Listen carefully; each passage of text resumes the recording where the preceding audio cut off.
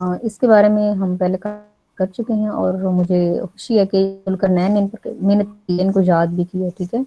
تو آپ لوگوں نے اب مطلب جو امپورٹنٹ چیز ہے وہ یہ ہے کہ آپ لوگوں نے اپنے ذہن میں ایک میپ بناتے جائیں کہ تب یہ ہوا تھا، تب یہ ہوا تھا، تب یہ ہو رہا تھا، ٹھیک ہے۔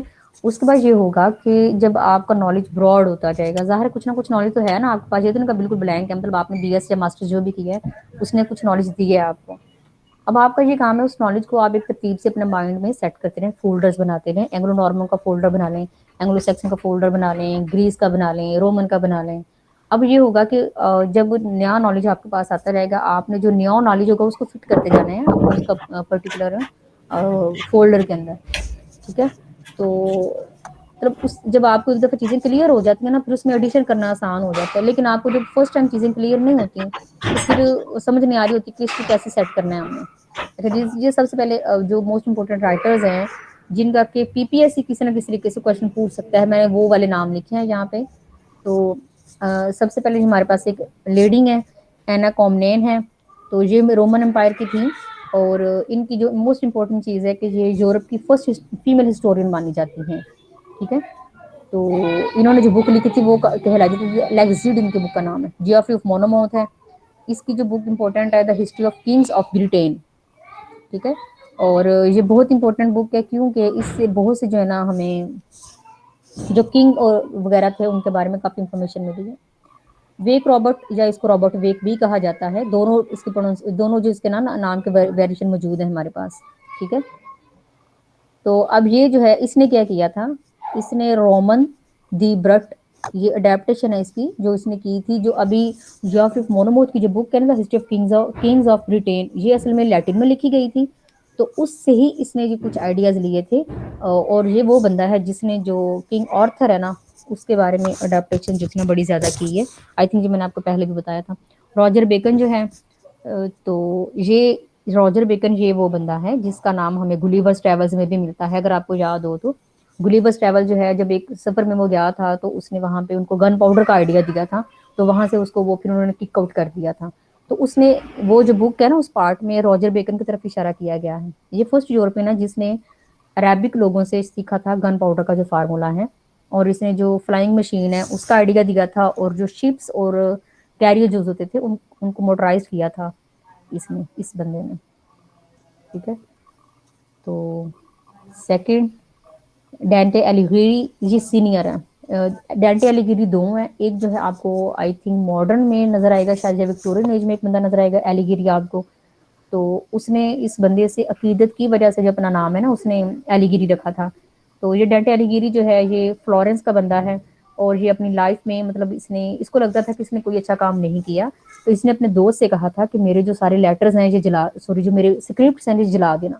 لیکن اس کا جو دوست ہے اس نے مطلب اس سے وعدہ تو کر لیا، لیکن بعد میں اس نے وہ جو اس کے سارے اسکرپٹس تھے وہ دنیا میں پبلش کروائے، اور آج پوری دنیا اس کا مطلب بڑا احترام کرتی ہے۔ اس کی جو ڈیوائن کامیڈی ہے یہ ہم انشاءاللہ پڑھنے والے ہیں، ٹھیک ہے۔ تو اس کے بعد فرانسسکو پیٹرارک جو ہے، اس کو انگلش میں ہم اس کو پیٹرارک کہتے ہیں، لیکن فرانس میں جو اس کا نام ہے پیٹرارکا ہے۔ تو اس کو فادر آف ہیومنزم بھی کہا جاتا ہے۔ کیوں کہا جاتا ہے؟ کیونکہ جو سسکو کے لیٹر جو تھے وہ اس نے دوبارہ سے ڈسکور کیے تھے اور پوری دنیا میں پبلش کروائے تھے، اس وجہ سے اس کو کہا جاتا ہے۔ جو 3 کراؤنز ہیں یہ آپ کائنڈلی یاد رکھیے گا، میں نے 3 کراؤنز کے جو نام سے یہ ان سب کی سلائیڈ الگ بنا دی ہے، ٹھیک ہے۔ تو اس کا کوئی پرٹیکولر ورک نہیں ہے ہمارے سلیبس میں پیٹرارک کا، لیکن یہ آپ کو اگر یاد ہو کہ اس کے جو سونرز تھے وہ کام آئے تھے ہمارے جو ارل آف سرے، ان دونوں جو پوئٹس ہیں ان کی کام آئی تھی۔ اب اس کی جو ڈیکا میرن ہے گیوانو بوکیشیو کی، یہ ہم پڑھنے والے ہیں ڈیکا میرن جو ہے اس کی۔ تو اسی کو بیس بنا کے تو جو کینٹربری ٹیل ہے وہ لکھی گئی تھی۔ اس کے بعد ہمارے پاس جان وائکلف ہے۔ John Wycliffe is the person who first ever translated completely جو تھی نا وہ بائبل ٹرانسلیٹ کی تھی، اور جو میں نے آپ کو بتایا تھا کہ یہ پروفیسر تھا آکسفورڈ یونیورسٹی میں۔ جان گوبر ہیں، کنفیشیو مینٹیسٹی ہم پڑھیں گے۔ اس کے بعد ولیم لینگلینڈ ہے، اس کی پارس پلومین پڑھنے والے ہیں ہم انشاءاللہ، اور جوفری چاسر کی کینٹربری ٹیل پڑھنے والے ہیں۔ اب جوفری چوسر کے بارے میں کوئی تھوڑا سا آپ کو آئیڈیا ہو، آپ ایکسپلین کر سکتے ہو، وہ مطلب کیا تھا، مطلب کوئی امپورٹنٹ چیز آپ کو جو اس کی نظر آتی ہو اس کی لائف میں؟ ذوالقرنین، جہاں کنواز۔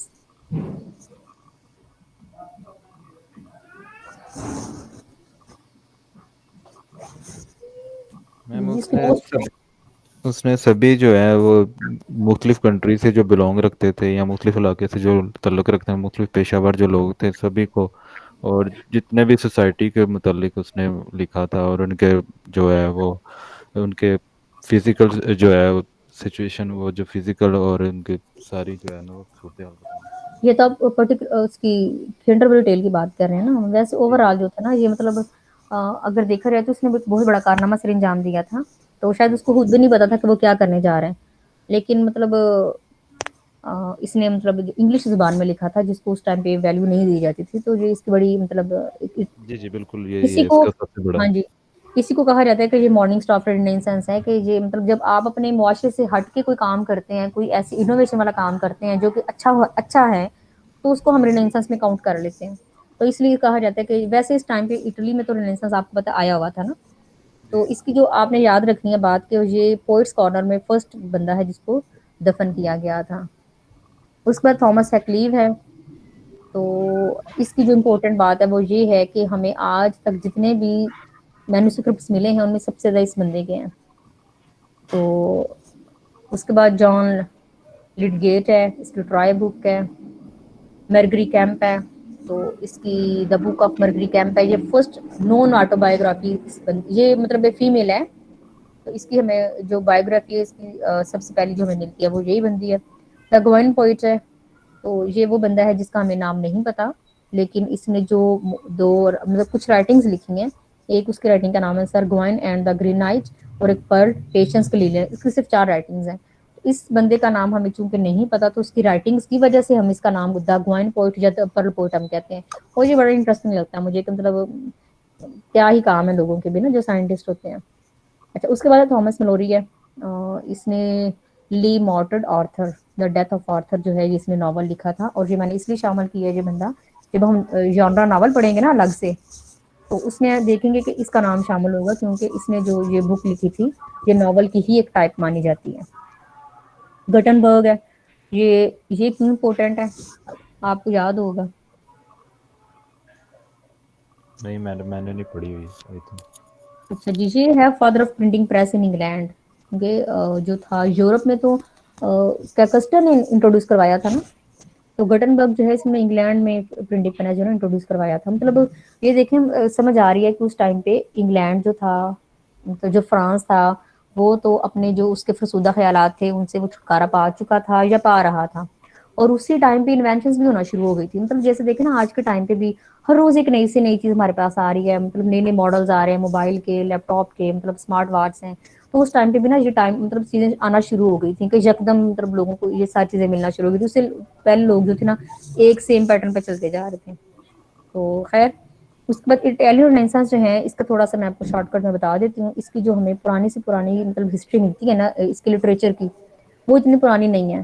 اور اس کی جو مطلب مزے کی بات مجھے وہ لگتی ہے وہ یہ ہے کہ اس کا جتنا بھی لٹریچر ہے نا وہ پہلے آرٹ میں تھا. یعنی کہ آرٹ تھا اس زمانے میں کسی خاص پرٹیکولر قسم کا، اور اسی سے پھر آرٹ کو لے کے شامل کیا گیا تھا لٹریچر میں. مطلب جیسے رومانسک آرٹ تھا تو یہ ایک 100 سال چلا ان کا. اس کے بعد گوتھک آرٹ آ جاتا ہے. گوتھک آرٹ میں یہ ہوتا تھا کہ جو ان کی آپ نے شاید اب بھی کہیں دیکھا ہوگا پرانی جگہوں پہ جو شیشے ہوتے ہیں کھڑکیوں کے ان کے اوپر پھول بنے ہوتے تھے مختلف رنگوں کے. یا اس ٹائم پہ شیشہ اتنا پیور بھی نہیں ہوتا تھا نا جو کھڑکیوں کے شیشے ہوتے تھے ان کی بات کر رہی ہوں. جی تو جی ان کے اوپر ڈیزائن بنا دیے جاتے تھے اس کو گوتھک. اور اس کے علاوہ جو تھی جو بلڈنگز ہوتی تھیں آپ نے شاید چرچ کی بلڈنگز اب بھی دیکھی ہوں گی وہ مطلب آگ سے بنی ہوتی ہیں. جو گنبد جو کیا اس کو کہتے ہیں انگلش میں تو ظاہر آرک ہی کہتے ہیں نا. تو گلائیاں سی بنی ہوتی تھی برآمدے سے. تو یہ اس کو نا گوتھک آرٹ کہا جاتا تھا. اس کے بعد پھر جو لوگوں نے نا مطلب اس کو سینیریو کو چینج کرنا شروع کیا. تو گوتھک آرٹ مطلب اس کو اتنا پسند نہیں کیا جاتا تھا. اور یہ گوتھک آرٹ کا جو نام ہے یہ رینیسانس کے لوگوں نے دیا تھا کہ ہم سے پہلے جو لوگ تھے ان کا جو آرٹ تھا یعنی کہ ان کا جو آرکیٹیکچر تھا نا یہ آرکیٹیکچر کی بات ہو رہی ہے وہ گوتھک تھا یعنی کہ اٹریکٹیو نہیں تھا. تو لہٰذا ہم جو ہے نا ہم ایک نیا قسم کا جو ہے نا آرٹ دنیا کو دینے جا رہے ہیں. اور اس میں کافی سارے لوگ بھی آتے ہیں وہ میں نے شامل نہیں کیے ہیں. وہ میں انشاءاللہ جو امپورٹنٹ نام ہے یہاں پہ وہ سارے ایک سلائڈ بنا کے نا آپ کو سینڈ کر دوں گی. اس سے آپ کو کافی آئیڈیا ہو جائے گا. پکاسو کا نام اس میں آئے گا، اور وہ جو مونالیزا جس نے بنائی ہوئی ہے اس بندے کا نام آئے گا۔ ان سب لوگوں نے کیا کیا تھا، ایک نئی قسم کی آرٹ لوگوں کو دینا شروع کی تھی۔ وساری ایک بندہ ہے، اس کا نام بھی آئے گا۔ تو یہ جو مطلب ان سب جو رنیسانس آرٹ ہے، یہ اپنے جو آرکیٹیکچر ہے اس کو بہتر بنا رہے تھے، اور اسی وجہ سے اسی کنسیپٹ کو جب لٹریچر میں ایڈ کیا گیا تو وہ رنیسانس جو ہے نا لٹریچر بن جاتا ہے۔ اور یہی رنیسانس لٹریچر جو ہے یہ انگلینڈ کے لوگوں کو بھی ملا تھا۔ تو 4:30 ہو گئے ہیں، تو ہمارے پاس یہ جو ہیں 3-4 قسم کی رائٹنگز ہیں جو ہم انشاءاللہ کریں گے۔ تو سب سے پہلے ہمارے پاس پائرس فلو مین ہے، تو یہ ایک ویژن ہے ایک بندے کا۔ تو کچھ لوگ کہتے ہیں جی یہ اس کا اپنا ویژن ہے، ولیم لینگلینڈ کا اپنا ویژن ہے۔ کنفیشیو مینٹس ہے، اس میں ظاہر ہم اس پہ ٹائم لگا کے پڑھنے والے ہیں۔ کنفیشیو مینٹس ہے، یہ ایک ایسے بندے کی اسٹوری ہے جو کہ مطلب انوالو تھا کسی مطلب فیمیل کے ساتھ۔ اب جو ہے وہ بندہ مطلب اس میں ظاہر سیپریشن ہو چکی ہے، اب وہ جو ہے نا وہ اب کیوپیڈ سے التجا کرتا ہے، یا جو وینس رومن میں اس کو وینس کہا جاتا ہے، اور گریس میں گریک لٹریچر میں اس کو کیوپڈ کہا جاتا ہے۔ اب وہ نا اس سے التجا کرتا ہے کہ مجھے کیا کرو، مجھے ایک تیر اس کو لگاؤ تاکہ وہ جو ہماری نارمل دوبارہ سے شروع ہو جائے۔ پھر ایٹ لیسٹ ایک اس میں 8 بکس ہیں، پھر ایک ایسا ٹائم آتا ہے کہ یہ اس جو وزڈم حاصل کر لیتا ہے اور اس چیز کو چھوڑ دیتا ہے۔ کینٹربری ٹیل جو ہماری مطلب موسٹ فیوریٹ ہے، جس کو ہم سبھی جانتے ہیں۔ اس کے بعد ڈیوائن کامیڈی ہے، اور ڈیکا میرن بھی ہے، وہ میں نے شامل نہیں کی، ایک سلائڈ اس کی بھی ہم انشاءاللہ۔ یہ 5 جو رائٹنگز ہیں نا یہ ہم پڑھنے والے ہیں، ٹھیک ہے۔ تو میں آپ لوگ